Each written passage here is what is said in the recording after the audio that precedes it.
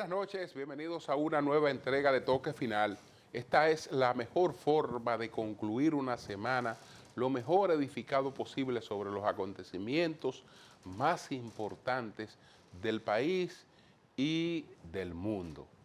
Esta fue la semana de la metida de pata, de las impertinentes declaraciones del diputado Eugenio Cedeño.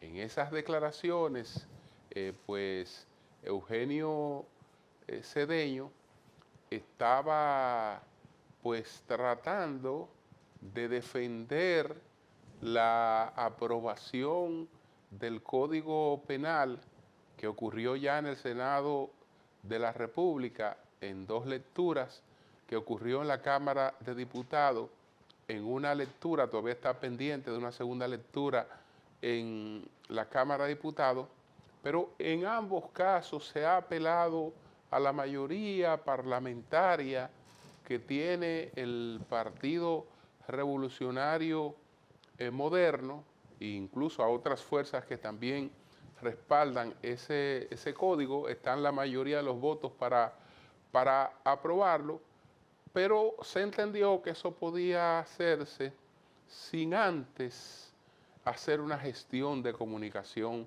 con la sociedad. Eso en esta etapa, en estos tiempos, es imprescindible.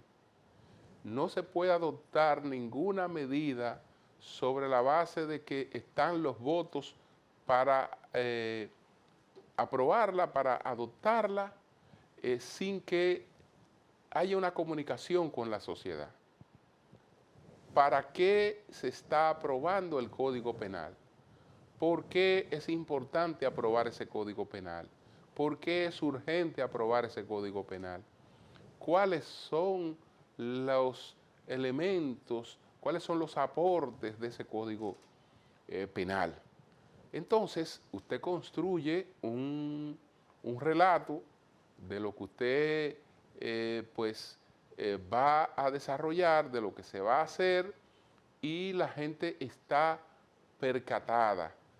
Habrán quienes no apoyen eso y habrán quienes lo apoyen.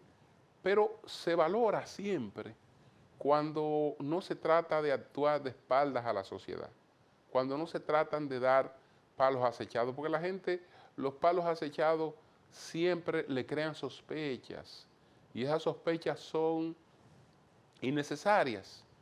Entonces el otro elemento es que si una acción importante no tiene la construcción de un relato, de una explicación, señores, este es el discurso sobre el que se va a manejar la aprobación del Código Penal. Estos son los elementos que vamos a salir a privilegiar, a ponderar en la sociedad para aprobar este Código Penal. Si eso no ocurre, entonces los elementos salen de la cabeza de cada quien y cada quien va a salir por ahí a decir lo que se le antoje para defender su posición, y por eso podemos llegar a situaciones tan extremas como la que llegó lamentablemente Eugenio Cedeño, pero es por la falta de la construcción de un relato, de un discurso, de una política de comunicación que está dirigida a un tema importante, trascendente, que se va a llevar a cabo. Entonces, yo creo que esto debe servir de experiencia. Toda vez que se adopten decisiones importantes para la sociedad, sin comunicarla debidamente, pero sin establecer cuál es el privilegio de esa comunicación, cuáles son los temas que va a privilegiar, los datos que va a privilegiar, el enfoque que va a privilegiar esa comunicación, entonces podemos encontrarnos con cosas como esta. Y miren que hay muchos temas por ahí que pueden resultar bastante conflictivos. Señores, miren, quiero hacer una pausa.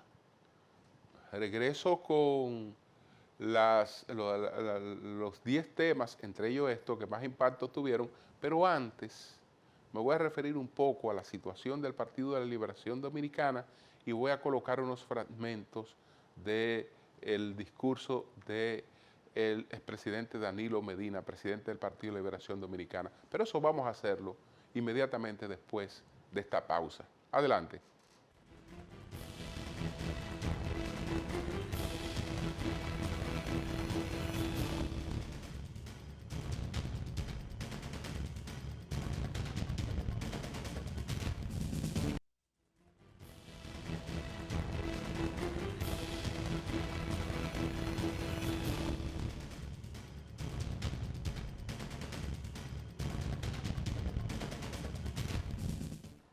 Bueno, señores, esta semana hubo una rueda de prensa de varios dirigentes del PLD para los cuales Danilo era un líder muy importante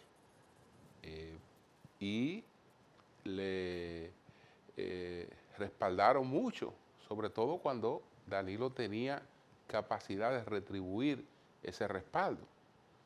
En los gobiernos del PLD, que fue el gran armador desde la primera administración del presidente Fernández y posteriormente en sus propios gobiernos, gente que fue ampliamente favorecida por el expresidente Danilo Medina.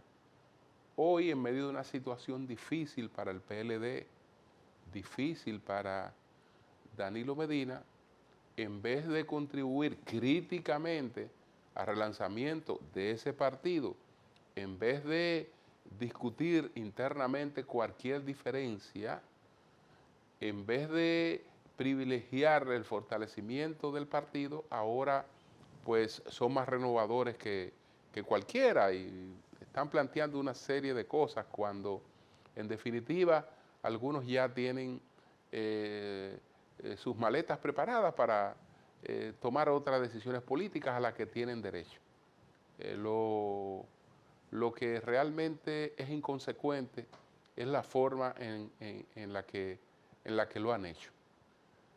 Yo espero que a pesar de eso, el Partido de Liberación Dominicana desarrolle con éxito su 10º Congreso Reinaldo Pared Pérez, que se fortalezca, que aproveche todas esas vacantes que tiene para ponerla en manos de jóvenes, de gente que quiera trabajar por fortalecer un partido que es clave para el equilibrio de nuestra democracia. Vamos a ver el fragmento donde se produce la reflexión del presidente Danilo Medina, esa reflexión autocrítica. Adelante. Este Congreso es un momento para la reflexión y la autocrítica. Y eso es lo que vamos a hacer juntos. Como fuerza política sabemos que nuestra primera y máxima obligación es escuchar la voluntad de los dominicanos y las dominicanas a quienes aspiramos a representar. En las últimas contiendas electorales, su respuesta ha sido clara y contundente. No podemos ni debemos ignorarla. Comprendemos que las decisiones que nos han llevado a esta situación son en primer lugar responsabilidad de la dirigencia que las ha tomado. Por eso quisiera que comencemos este Congreso aceptando públicamente y de forma colectiva esa responsabilidad, en primer lugar ante la militancia del PLD, ante sus bases y ante todos nuestros compañeros y compañeras. Y las aceptamos también ante el pueblo dominicano en su conjunto, como ciudadanos, como demócratas convencidos que aspiramos a contribuir al desarrollo de nuestro país. Pueden estar seguros que hemos escuchado su mensaje y desde ya trabajamos para recuperar el favor del pueblo dominicano.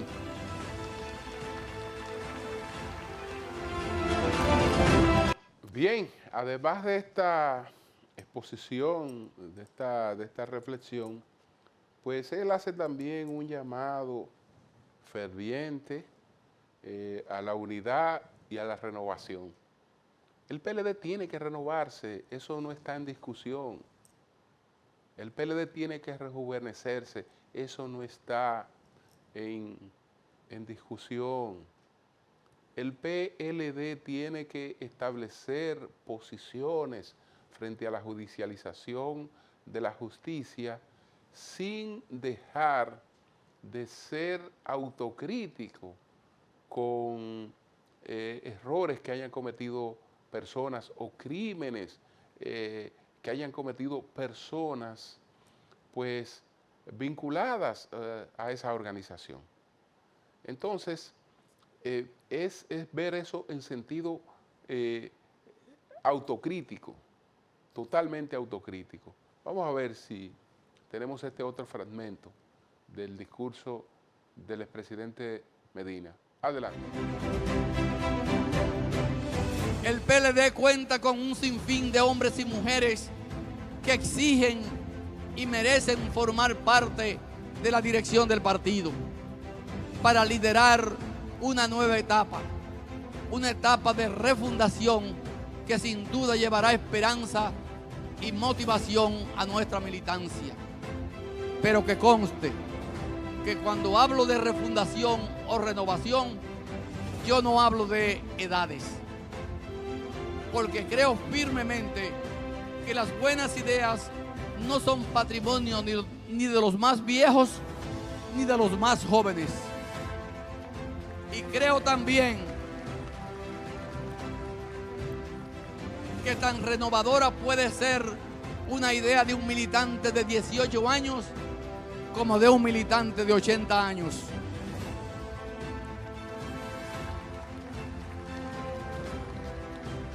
Porque eso solo depende de su capacidad para leer la realidad en cada momento y de tomar decisiones de acuerdo a esa realidad. Por eso de corazón creo que este debe ser un proceso verdaderamente inclusivo, en el que no se mida a las personas por su edad, ni por su condición social, ni por su género. Porque ni ser viejo es garantía de saberlo todo y estar en lo cierto, ni ser joven es la fórmula mágica para resolver todos los problemas del país.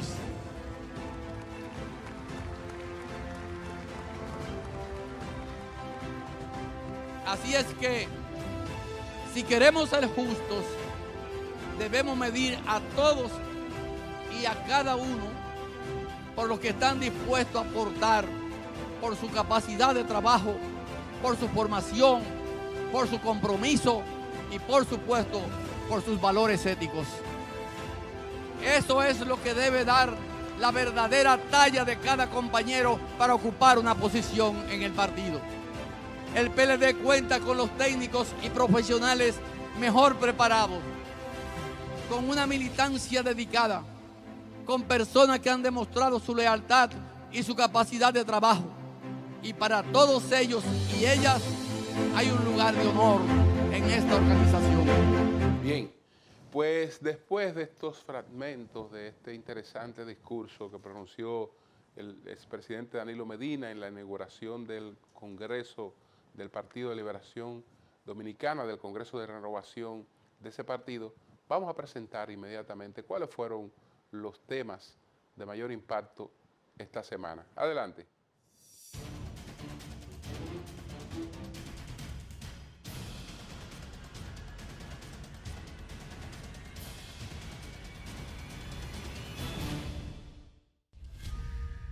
El presidente Luis Abinader presentó el pasado lunes los avances de la región noroeste en diversos sectores como son el energético, agua, educación, salud, infraestructura y servicios. Al encabezar el encuentro la semanal con la prensa desde el puerto de Manzanillo, el mandatario aseguró que los nuevos proyectos en esta zona representan seguridad nacional en materia energética. Además, hizo un recuento de los avances en Montecristi, Dajabón, Valverde y Santiago Rodríguez. Iniciando con los proyectos energéticos en Pepillo, Salcedo, Manzanillo, el mandatario precisó que ya se encuentra en funcionamiento el muelle auxiliar, que tuvo una inversión de $13 millones y se iniciaron los trabajos para la terminal de recepción de combustible Early Gas de Energía 2000, que tendrá una inversión de $33 millones. En tanto, manifestó que la central termoeléctrica Manzanillo Powerland ha generado más de 2.000 empleos directos con capacidad de producción de 414 megawatts netos, operando con gas natural. La inversión es de $750 millones, mientras la presa Boca de los Ríos sobre el río Guayubín, con una inversión de 2.141 millones, contribuirá al desarrollo de toda la región y permitirá controlar las inundaciones. Asimismo, el jefe de Estado reveló que para finales de este año 2024 presentará al país la reforma del sector eléctrico que impulsa. Adelantó que esta reforma no se limitará únicamente a las distribuidoras de electricidad, sino que impactará todo el sector energético para avanzar hacia una eficiencia en la generación, costo y distribución de la energía. El mandatario vaticinó que para el 2027 en el país se producirá una holgura de un 15 y 20% de la demanda. En materia de obras públicas, el presidente indicó que se construyeron 36 kilómetros de carretera en el tramo Guayubín-El Pocito-Las Matas de Santa Cruz Copey, beneficiando a 550.000 personas en las 4 provincias fronterizas. En otro orden, Abinader informó que el Servicio Nacional de Salud entregó remozados los centros de primer nivel de Buen Hombre, La Esperanza y San Fernando, y están en ejecución los del Vigiador y Villacinda. Asimismo, el Ministerio de Vivienda y Edificaciones ha entregado a través del Plan Mi Vivienda 42 apartamentos en las Matas de Santa Cruz, invirtiendo más de $90 millones. El Plan Dominicana se reconstruye, ha mejorado 937 viviendas en varios distritos municipales. Desde el Ministerio de Educación se entregó el Licey y el Copey en Guayubín para 245 estudiantes.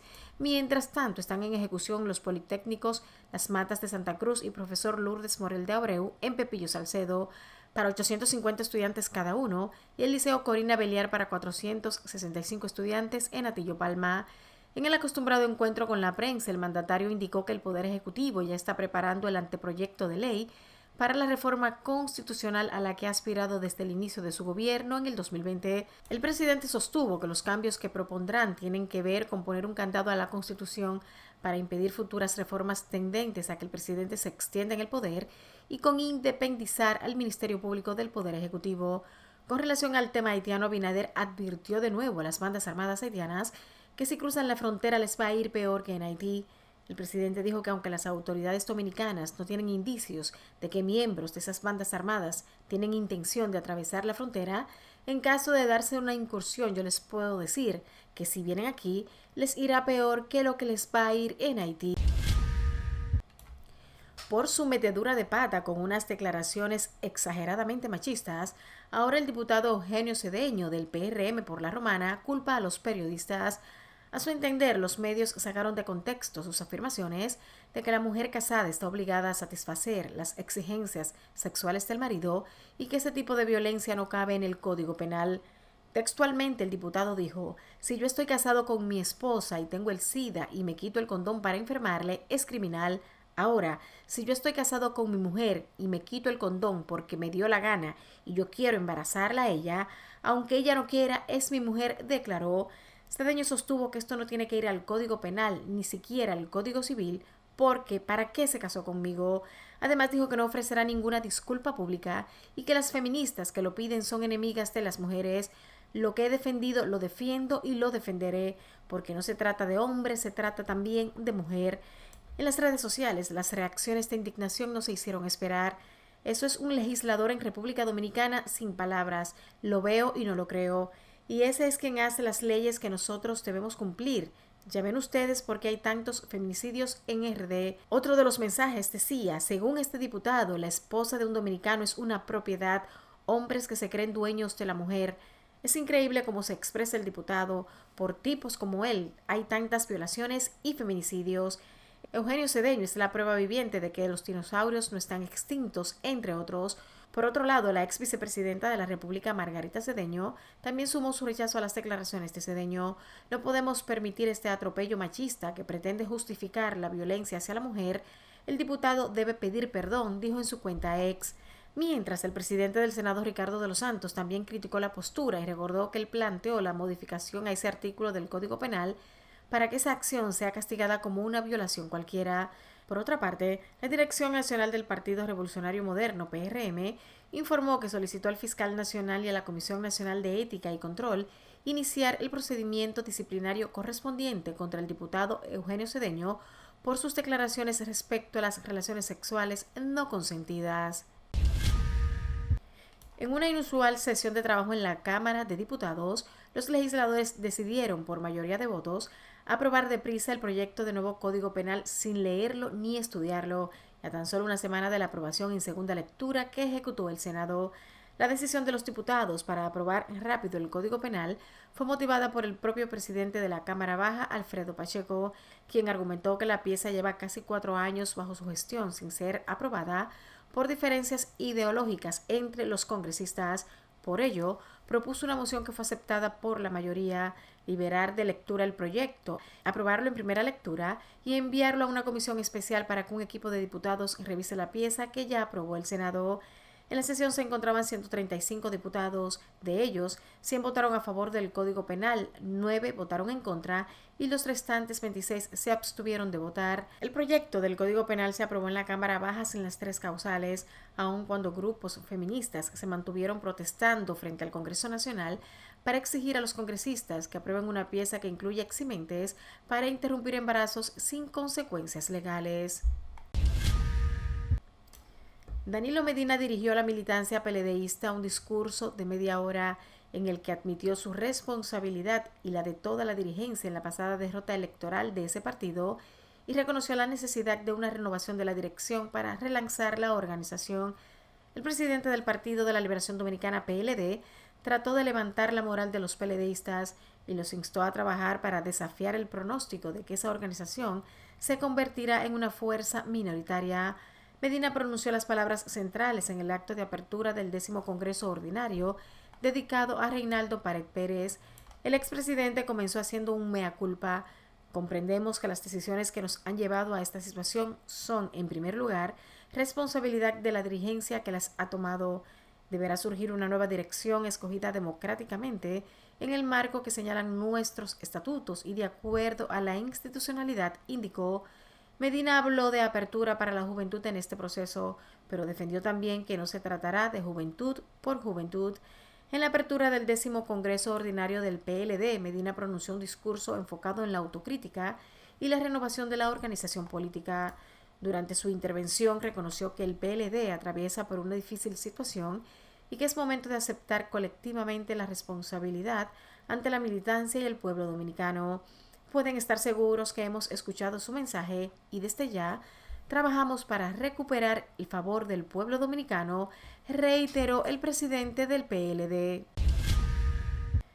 El tercer juzgado de la instrucción del Distrito Nacional acogió los acuerdos realizados entre el Ministerio Público y 12 de los imputados en el caso de corrupción administrativa desvelado con la Operación Medusa. De estos acusados, 7 son personas físicas y 5 figuras jurídicas. Los convenios de las partes oficializadas por el magistrado Amaury Martínez consistieron en criterios de oportunidad y penal abreviado. La admisión de estos acuerdos constituye el final del proceso para estos encartados. En los acuerdos para Cesarión Morel Grullón y Constructora Morel Grullón se dispuso 1 año y medio de prisión suspendida, testificar, cancelación de registro mercantil y entregar un terreno de 6.558 metros cuadrados valorado en 16 millones de pesos. En tanto, para José Alberto Abot Brugal y distribuidora Ropi se dispuso el pago de una multa de 722.744 pesos y la cancelación del registro mercantil, y para Giselle del Carmen Molano Frías el criterio de oportunidad, mientras para Sean Hodgson Dawkins y Smart Logistics International SRL se dispuso 3 años de prisión suspendida, testificar la cancelación del registro mercantil y entregar equipos a la Procuraduría General de la República por valor de $500,000. Durante el acuerdo, para Felipe Armando Fernández de Castro Asensio se dispuso el criterio de oportunidad. Asimismo, para Hilda Cristina Jackson Mayol y Ropalma se dispuso el pago de una multa de 722.744 pesos y la cancelación del registro mercantil. Y para Rosagna Vianela Pimentel de Martínez y Comercial Viaros se dispuso el pago de una multa de 722.744 pesos y la cancelación asimismo del registro mercantil. La Dirección General de la Policía Nacional destituyó al general Horizon Olivenx Minaya como director regional de la institución de La Vega. En cambio, se asignó al general Julio César Betances.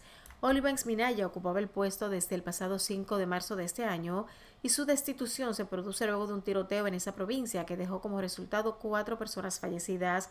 4 hombres perdieron la vida en medio de un conflicto próximo a un centro de expendio de bebidas alcohólicas en la calle Salvador Beato, sector Los Pomos, en La Vega. Los fallecidos fueron identificados como Eddie Tomás Lirano Veras, de 47 años, el nacional haitiano Johnny Pie, de 35, y Yendelfer de los Santos Heredia, alias Brian, de 30 años.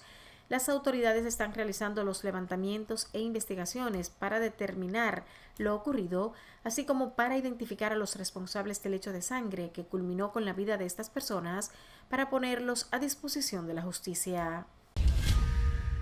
Trinidad de la Cruz, quien desde el pasado sábado se encontraba desaparecida cuando practicaba senderismo en Constanza, fue rescatada el pasado lunes. Las autoridades señalaron que la mujer fue encontrada tras ser avistada por un helicóptero de la Fuerza Aérea de la República Dominicana. Más temprano, las autoridades informaron que en el marco de la búsqueda se auxiliaban de drones, un helicóptero y un ejemplar de la Unidad Canina de la Defensa Civil. La mujer de 51 años desapareció mientras caminaba con un grupo de 30 senderistas desde la presa de Pinalito hasta la hidroeléctrica de Blanco, en la provincia Monseñor Noel. De la Cruz contó que al no ser vista se le ocurrió pedir auxilio formando la palabra E. Para ello indicó que utilizó papel higiénico envuelto en piedras para sostenerlo, logrando la intención de ser localizada. De la Cruz relató que se extravió en un punto donde había una bifurcación, donde dobló a la izquierda en lugar del camino de la derecha, por donde se desplazaron sus compañeros. Al menos 8 personas han muerto como consecuencia de Beryl, una tormenta tropical ya degradada, que tocó tierra el pasado lunes como huracán en Texas, en Estados Unidos, y mantiene a más de 2.3 millones de personas sin servicio eléctrico en una amplia región que incluye la ciudad de Houston. Además de los destrozos de viviendas, infraestructura y árboles caídos debido a los fuertes vientos, Beryl causó inundaciones, marejadas y generó una serie de tornados que agravaron la situación más allá de Texas. La madrugada del pasado lunes, el fenómeno tropical tocó tierra al sur de Estados Unidos como un huracán categoría 1 y luego se degradó a una tormenta tropical, afectando a miles de residentes del estado, incluyendo a dominicanos, con la pérdida de alimentos, la falta de energía y largas filas en las estaciones de gasolina.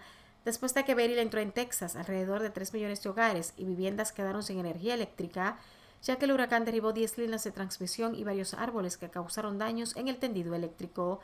Antes de su llegada a Estados Unidos, en el Caribe, Beryl cobró la vida de al menos 11 personas en Venezuela, Jamaica, Granada, San Vicente y las Granadinas y causó daños severos a la infraestructura antes de tocar tierra por última vez en la península de Yucatán, en México. El director general de la Policía Nacional Haitiana, Ramón Normil, afirmó que el recreo de las bandas ha terminado y prometió recuperar los territorios ocupados por las organizaciones armadas que siembran el terror en el país. En una rueda de prensa conjunta con el comandante en jefe de la Fuerza Multinacional de Asistencia a la Seguridad, el general keniano Godfrey Otunga, Normil anunció nuevas acciones contra las bandas armadas y restablecer la paz en Haití en los próximos días, e hizo un llamado a la población para que coopere con la policía, sin la cual no será posible conseguirlo. Asimismo, Normil avanzó que en los próximos días se llevarán a cabo operaciones contra las bandas armadas en el país, con la puesta en marcha de estrategias innovadoras que permitirán a los agentes del orden volver a sus puestos para garantizar la seguridad de la población. Además, la policía haitiana anunció que ha recuperado el control del Hospital Universitario Estatal de Haití, comúnmente conocido como Hospital General, lo que supone un primer paso para el cuerpo policial que cuenta desde hace varios días con Normil como nuevo director general. La rueda de prensa abundó en el mensaje lanzado por el primer ministro Gary Conille, que el pasado sábado dio un ultimátum a las bandas para que depongan las armas, un día después de que el líder pandillero y ex policía Jimmy Cherizier, alias Barbecue, planteara la posibilidad de entablar un diálogo nacional con miras a recuperar la paz. Finalmente, la alianza de izquierdas del Nuevo Frente Popular se impuso en la segunda vuelta de las elecciones legislativas del pasado domingo 7 de julio por delante de los macronistas y de la Agrupación Nacional cuyo avance se frena en gran medida. Los resultados finales confirmados por el Ministerio del Interior francés ubican al nuevo Frente Popular, una coalición de izquierdas improvisada a toda prisa y formada para bloquear a la extrema derecha, por delante de la alianza centrista del presidente Emmanuel Macron y de la derechista Agrupación Nacional, pero sin alcanzar la mayoría absoluta. Después de que en la primera ronda la ultraderecha de Marine Le Pen resultara primera, en la segunda ronda los resultados arrojan un giro inesperado al ubicar primero a la izquierda, que lograría una mayoría simple seguido del oficialismo del presidente Emmanuel Macron, y tercero a la extrema derecha de Marine Le Pen. La coalición de izquierdas Nuevo Frente Popular fue la sorprendente ganadora de las elecciones legislativas, con la coalición centrista de Macron en segundo lugar. El partido ultraderechista francés Agrupación Nacional fracasó en su intento de conseguir una mayoría en las elecciones legislativas anticipadas, pero su líder y sus decepcionados activistas están dispuestos a presentar la derrota como una victoria que les prepara para las elecciones presidenciales de 2027. En la primera vuelta, el partido obtuvo el 33% de los votos en todo el país y se preveía que iba a conseguir hasta 240 escaños. Se mantuvo a la cabeza en el periodo entre vueltas, a pesar del llamado Frente Republicano, orquestado por las coaliciones centrista y de izquierdas, para bloquear las victorias de la Agrupación Nacional en circunscripciones donde se habían clasificado 3 candidatos. Sin embargo, la coalición de Macron quedó sorprendentemente segunda y se espera que conserve entre 152 y 163 escaños. Ningún partido o coalición obtuvo los 289 escaños necesarios para la mayoría absoluta y, por tanto, no puede formar gobierno en solitario.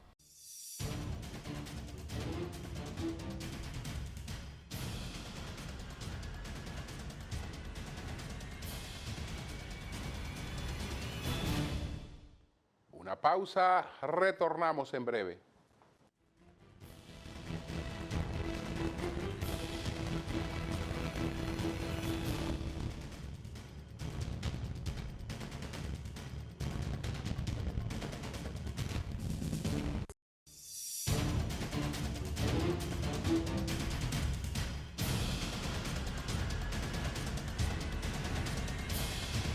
Bueno, señores, esta semana hubo 2 escenarios en los que se trató de dar respuesta a los cuestionamientos que he estado haciendo sobre los acuerdos a los que ha llegado, por una parte, el Ministerio Público con personas que han tenido actuación de primera línea en hechos que el propio Ministerio Público entiende que son hechos de corrupción. Y por otra parte, una comisión que por decreto está en representación del Estado, de los llamados abogados Casa Recompensa, que salieron a reivindicar cuál ha sido su papel en este proceso. Voy a referirme primero a los que afirmaron esos abogados que están designados por decreto del presidente Abinader para representar al Estado en procesos de corrupción, en procesos en los que el Estado está reclamando lo que puede estar en manos de personas que se supone estafaron al Estado. Entonces, empezando por esto, fíjense cómo una crónica establece algo que, aunque aparentemente se alega en defensa, se alega en beneficio, no es otra cosa que una admisión de serias irregularidades, de arrogarse funciones más allá de las potestades que se pudieran haber tenido. Y esa es una de las denuncias que nosotros hemos sustentado. Y yo creo que con la rueda de prensa que se hizo esta semana, que hizo ese equipo, pues avala esas denuncias en vez de responderlas.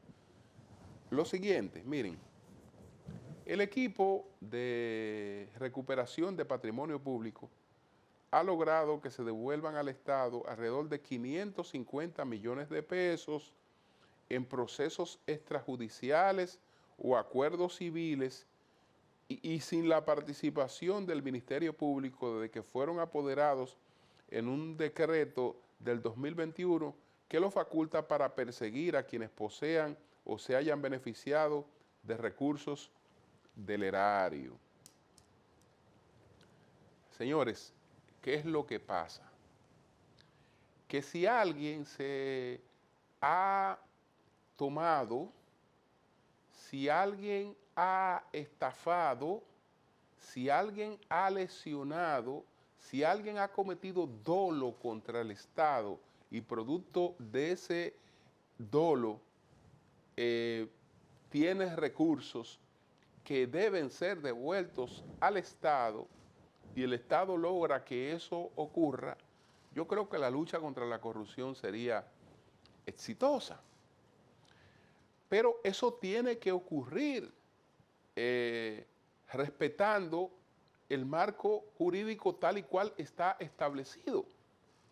Estos señores abogados han sido designados para actuar de manera mancomunada con el Ministerio Público y entonces en esa parte, en los procesos penales que son productos de una investigación, ellos pueden muy bien llevar la parte civil de esos procesos. La parte civil. Pero ellos no han estado haciendo solamente eso. Ahí, por ejemplo, ellos mismos hablan de que han llegado a acuerdos sin la participación del Ministerio Público. No se puede cometer un crimen y resolver el crimen con un acuerdo, porque el crimen es de naturaleza criminal y todo lo que sea de naturaleza criminal, por ejemplo, el robo, el dolo, la estafa, la asociación de malhechores, todas esas cosas que se alega que hicieron esas personas, son cosas de naturaleza criminal. Si son cosas de naturaleza criminal, una simple negociación civil no puede suplantar un proceso penal. Entonces, le puedo poner un ejemplo. Si los que asaltaron un banco recientemente, hace poco tiempo asaltaron un banco, devuelven el dinero que fue producto de ese asalto al banco, la devolución del dinero no puede impedir que ellos sean procesados por el crimen que cometieron, porque el crimen no desaparece con la devolución del dinero. El crimen queda intacto y tiene que ser castigado. Vamos a suponer que uno de los participantes colabore aportando pruebas para permitir condenar a quien haya tenido la mayor responsabilidad. ¿Qué se hace con ese participante? Bueno, ese participante que va a colaborar va a tener un tratamiento distinto al que no ha colaborado, pero distinto es en que le va a corresponder una pena más atenuada, en la que se va a tomar en cuenta la colaboración que ha tenido, pero como quiera va a ser condenado. Aunque sea en un proceso abreviado, va a ser condenado, no. Aquí lo que se ha hecho es, mire, usted robó al Estado y sabemos que usted robó, devuelve el dinero. Si usted devuelve el dinero, lo podemos hacer incluso sin que participe el Ministerio Público. Incluso ponemos en el contrato que usted lo está devolviendo, pero que usted no está admitiendo crímenes. Y es más, tenemos más facilidades. Incluso como usted no tiene solvencia en estos momentos, vamos a poner aquí que otra parte, la parte más importante de la devolución que usted la va a hacer con obras futuras del Estado. Señores, eso es una aberración inmensa. Es una aberración inmensa, eso no tiene justificación por ninguna parte. Lo otro es un escenario académico donde se habló del proceso del criterio de oportunidad. Mis cuestionamientos no son básicamente al criterio de oportunidad.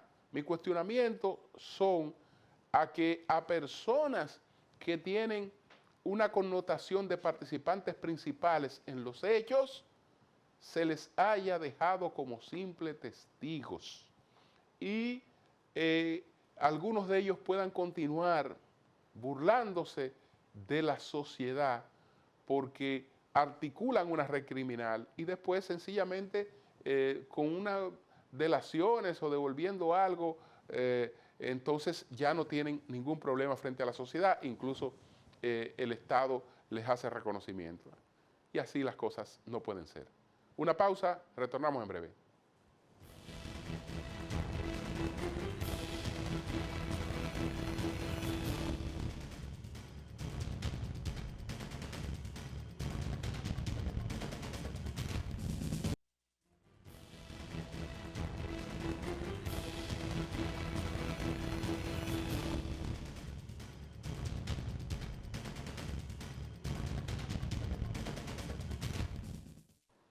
Bueno, señores, otro tema muy preocupante son varios casos de individuos que se visten de unos supuestos pastores evangélicos para aprovechar la confianza, el poder que eso le transfiere, incluso sobre menores, para abusar de ellos sexualmente. Entonces nosotros consultamos al presidente del CODU. El CODU es el Consejo Dominicano de la Unidad Evangélica, para conocer cuál es la posición que ellos tienen frente a esta situación.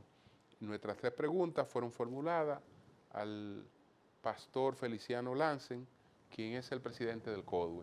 Adelante.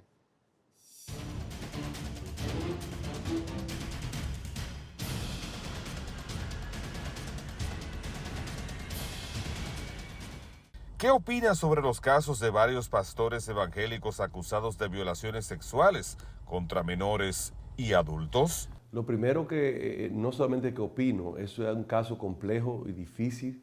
Número uno, por las personas que están involucradas, que son adolescentes, la cual nosotros como parte de lo que es el Consejo de la Niñez Dominicana y garante de sus derechos, sentimos esos niños que son lacerados y que sus derechos han sido vulnerables, sobre todo por una persona que se autodenomina pastor. Nosotros pues pensamos que esa es una conducta no apropiada, no es lo que ocurre mayormente en las iglesias. Aquí tenemos hombres referentes, iglesias por más de 100 años, que han dado ejemplo y cátedra de lo que es un comportamiento ético y moral. Sin embargo, dentro de un sector puede ser que 2 o 3 pues, no hagan la cosa bien, y eso hace más ruido que la bondad que tiene la iglesia en la República Dominicana. Pero sí queremos que el Ministerio Público pues, pueda dar con el traste y la pesquisa del lugar, y siendo esta persona culpable, como ya dice que en otro momento ha sido determinado, pues la justicia debe caer el peso de la ley como lo hace con cualquier ciudadano. ¿Cuál es la preparación que exigen las congregaciones para que una persona llegue a la condición de pastor? Y si hay depuración ética para garantizar que no se aproveche esa condición para abusar de sus feligreses. Mira, no exige, debería exigirse un mínimo de preparación para una persona ser ministro. Sin embargo, exige y no existe y no existe. Los concilios pues tienen su normativa de que sus pastores se formen de manera teológica con lo mínimo de un bachillerato. Sin embargo, no todos los pastores e iglesias están afiliadas a un concilio o a una institución jerárquica, que ese es el desafío y la situación que tenemos en la República Dominicana, donde hay personas que pertenecen a iglesias organizadas y a instituciones, pero luego ellos se sublevan y sacan ellos su propia iglesia y se ponen ellos mismos como pastores y se autoproclaman. Entonces ahí no tenemos control sobre eso, sino que aquí como el Estado es pasivo a muchas cosas, pues también esos sectores como los empresarios y políticos y también la iglesia, que no debería involucrarse en ese punto, pero también tiene cierto delí sobre personas que se han autoproclamado como líderes y pastores de esa comunidad y por eso están en el descrédito. Pero hay un fenómeno que la gente debe observar, que las personas que caen en estos problemas mayormente son personas que no pertenecen a ninguna confraternidad, a ninguna asociación de su provincia o de su municipio y que mayormente abandonan su casa de origen, que son los concilios o una iglesia organizada. ¿Cómo puede regularse las llamadas iglesias independientes, creadas por cualquier persona que entiende haber recibido un mensaje del Señor para tales fines o que se escudan en ese pretexto? Lo primero que esas llamadas iglesias, como tú dices, aunque hay muchas formales que son iglesias y seguirán siendo iglesias, pero esas llamadas iglesias que se levantan en cualquier lugar tienen que iniciar ellos por organizarse ellos mismos, ya que el Estado no tiene esa regulación, ni creo que la comunidad evangélica quiere que el Estado haga ese trabajo, sino que como estamos bajo la ley 122-05, que ahí que caen todas las ONGs, nosotros estamos propulsando con otros hermanos, con instituciones hermanas, una asociación religiosa para poder normatizar este tipo de eventos. Sin embargo, lo primero que las iglesias locales tienen un consejo que se dirige con el pastor y ellos deben iniciar por esa parte de ellos mismos, organizarse, y una comunidad que haya una iglesia, los que la visitan deben estar pendientes, la familia de sus hijos, quiénes están, con quién están, qué hace ese líder. La iglesia, la Biblia dice exactamente cómo debe portarse un líder y cuáles son las características de los líderes de estos últimos tiempos. Entonces, la persona cuando llega a una iglesia, lo primero que te preguntar, ¿pertenece a un concilio? ¿Está afiliada a la confraternidad? ¿O cuál es el cuerpo de ancianos que dirige la iglesia local? Porque cada iglesia, aunque tiene una oficina macro, que son los concilios, pero también en la iglesia local tiene un gobierno local. Pero los pastores que se autodenominan ellos mismos como pastores, ellos mismos son su batuta y constitución, y mayormente de ahí que salen los problemas y la situación. Sin embargo, siempre reiteramos que aunque tengamos la ley, aunque tengamos la normatización, siempre habrán 2 o 3 que van a hacer deliz y la discordia, como lo hizo en el caso de Judas, que eran 2 y él hizo lo contrario. Sin embargo, eso no es un escudo ni es una licencia para que los líderes religiosos cometamos errores, sino que cada día esto se lleva como un espejo para que seamos transparentes, éticos y moralmente llevemos un trabajo como lo que la gente espera y como que espera la comunidad y como esperamos nosotros.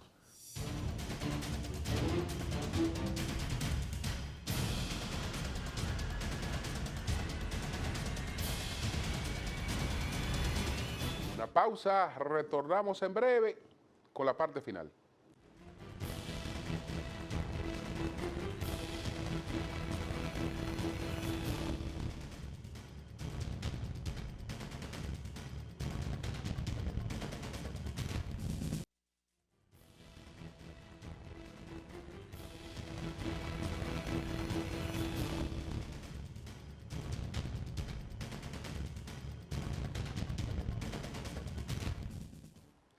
Bueno, señores, lo de Biden, nadie sabe en qué va a terminar, cómo va a parar eso, porque hay un absoluto convencimiento de que ese señor no está en condiciones de llevar una candidatura presidencial y de llevar a la vez la presidencia de los Estados Unidos.